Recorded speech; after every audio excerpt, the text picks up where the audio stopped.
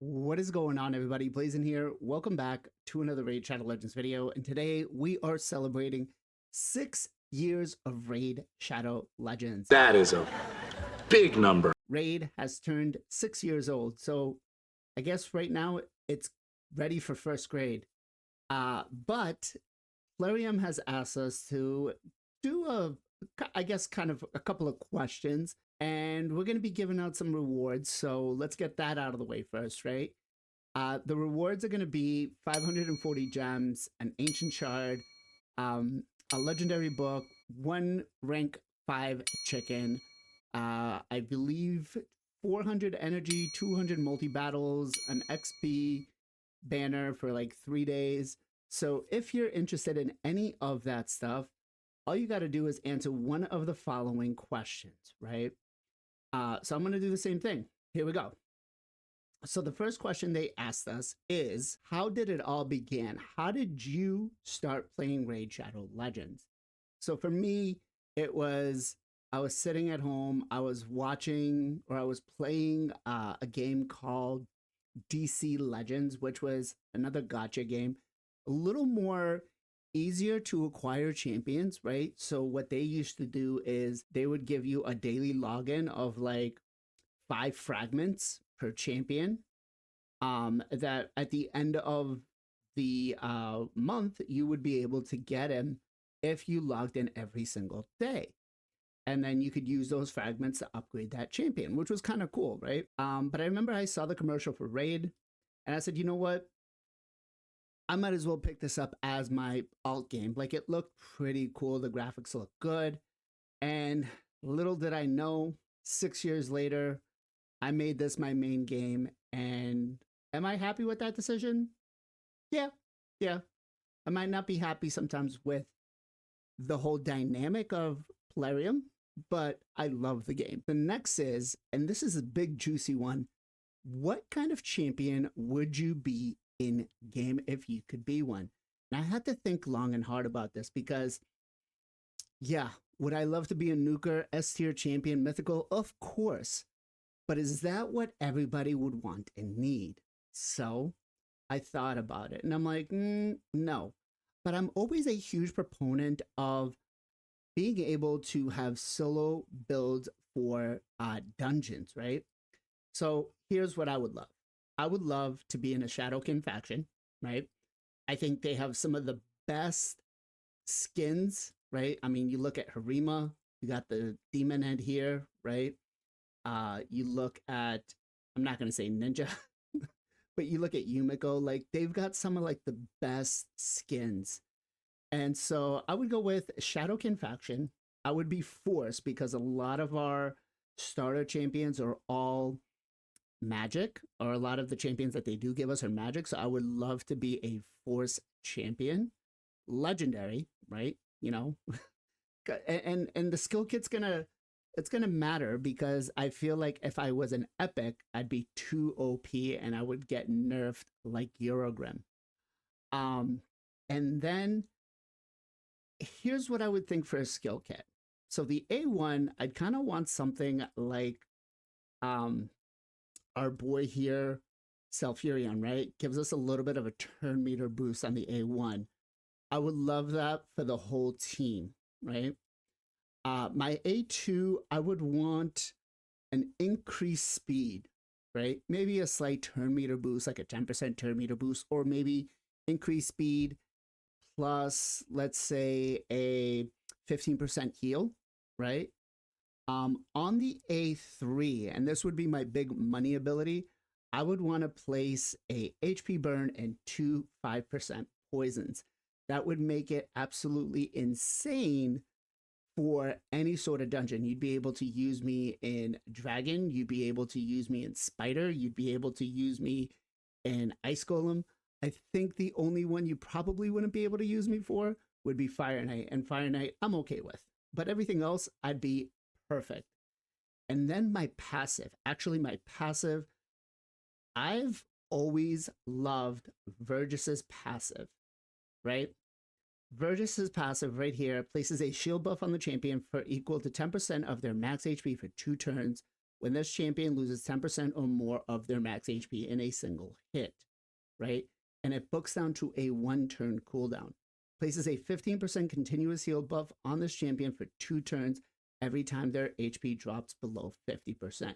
Now, can you imagine a solo champion with that build, this setup, and then if it's not bad enough, I feel like the most busted relic on me would be, that's not what I'm looking forward to do. I would think the gilded, no, not the gilded, golden elixir, right? Where is instantly healed by 10% when their HP drops by 50%. I think that kind of skill kit with this would make me absolutely S tier for any dungeon and would skyrocket any account out there. Let me know in the comments down below. Do you think that that would be too OP? The next question would be, which champions did I misjudge? Now, for the longest time, prior to Centranos, I always thought a couple of these champions were absolutely trash, right?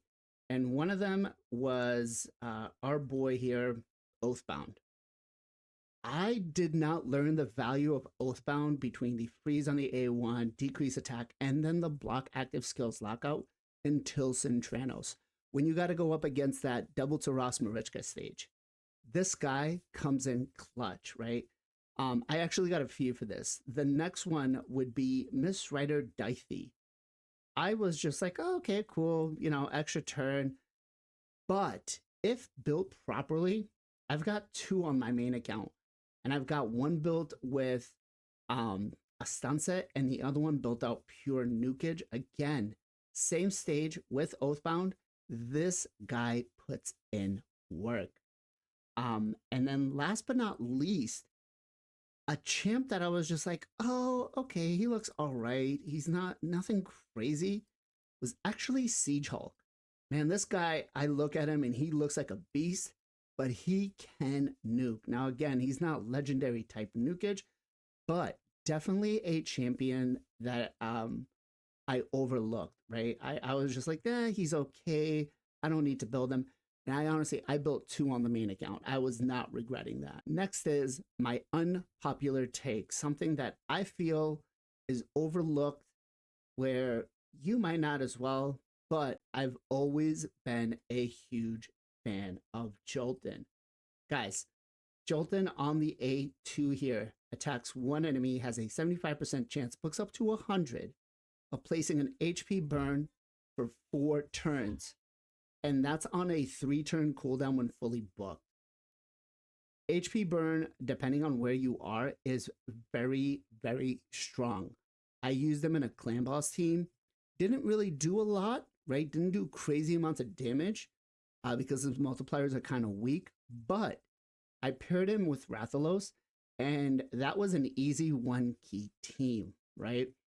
Frostbiter comes in pretty clutch on this, especially in Centrano. So I don't know. I feel like, yes, a lot of people will overlook him, but I love him and I definitely think he's worth a build if you have the resources. He can definitely do some work for you. And the A3 does kind of smack a little bit, and he does bring a weak source decreased defense on the A1. I think it should be, he does deserve a little bit of a buff. I will say that. So Plarium, if you're watching, please buff him.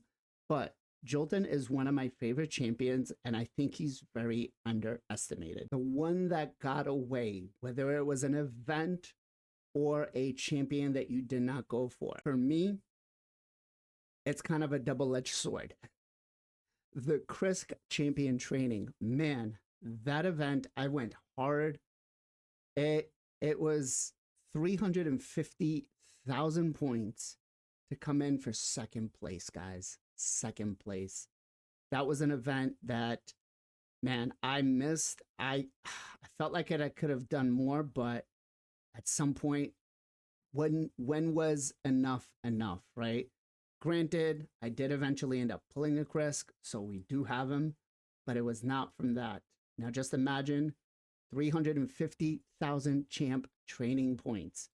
And mind you guys, no RS cell helper, okay? no RSL help. It was literally computer all day. But eventually we did get our Chris. And unfortunately, now we've kind of have him sidelined because he's been power cracked. And then last but not least, what is your proudest moment in Raid Shadow Legends? Whether it's in game or something that has to do, for me, it was celebrating 2 years of the Knights of Teleria podcast. We started out pretty small, 5-10 viewers, and now we're, almost on average 100 viewers per week. And the fact that we've kept it going, that it's still around, it's astonishing that you guys still turn out. So for me, my proudest and biggest moment is the success of the podcast, and that is because of you guys. So guys, answer any one of those questions. Put it in the comments down below. If you want, subscribe to the channel. It does help me. I don't push it. I don't want people that are going to be, that don't want to be here, right? So you still get to enter for the giveaway. So just make sure that you put your information down below. I will need your UMID number along with one of those responses. And good luck to all. Hopefully another year of Raid, year 7, comes a little bit better. We'll see how it goes.